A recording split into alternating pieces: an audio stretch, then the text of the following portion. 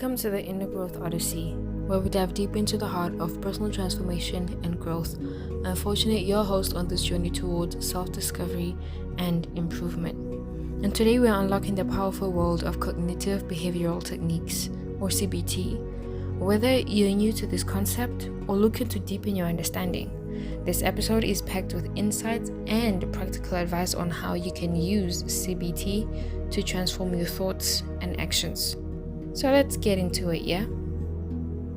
Understanding cognitive behavioral techniques.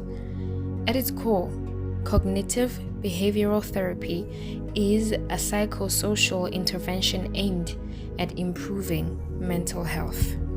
So CBT focuses on challenging and changing unhelpful cognitive distortions and behaviors, improving emotional regulation, and developing personal coping strategies that target solving current problems. So originally designed to treat depression, CBT has now become a go-to approach for addressing a variety of mental and emotional challenges.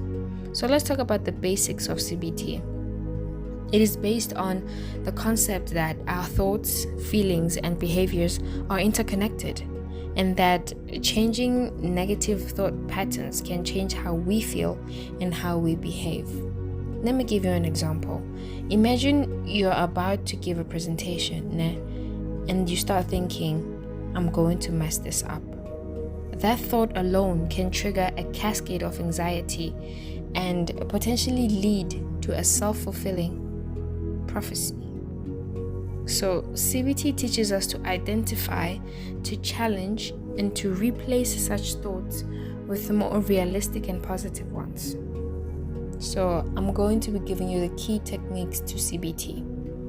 Number 1, cognitive restructuring or reframing. This involves identifying and challenging your automatic negative beliefs and systematically replacing them with more positive and with the more accurate thoughts. Let's say you constantly think, I'm a failure. Cognitive restructuring would involve examining the evidence against this belief, such as your past successes, or reframing the thought to something more balanced, like, I have some failures, but also many successes.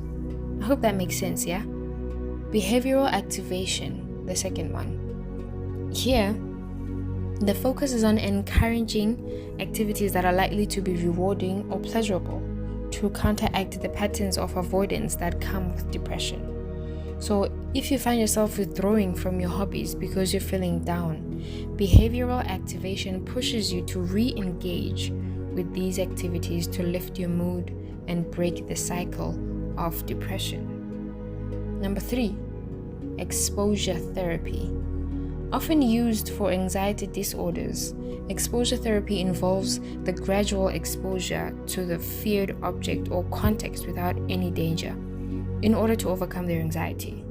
Okay, for example, to make this more clear, if you're afraid of public speaking, you might start by speaking in front of a mirror, then to a small group of friends, and slowly build up to larger groups. That seems easy and sounds quite easy enough. So let's talk about applying CBT in our daily life.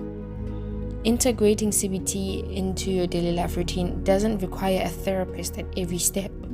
You can start small with what therapists call self-help CBT. Here are a few tips. 1, identify your negative thoughts.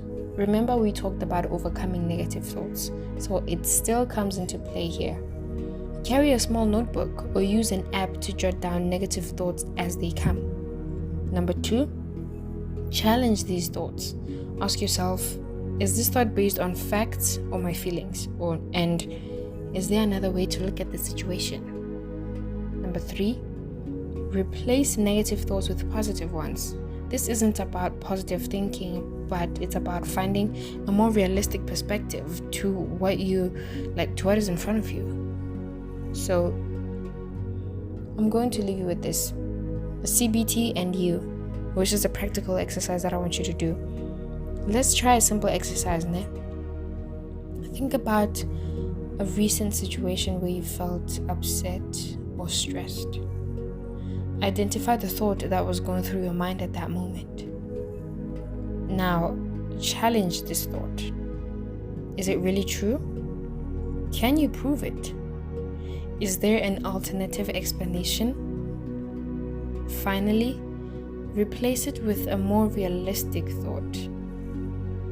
Now I want you to notice how your emotion changes when your thought changes. So thank you for tuning into today's episode about cognitive behavioral techniques. I hope you found it enlightening and practical. CBT can be a very powerful tool in your mental wellness toolkit, and I encourage you to explore it further.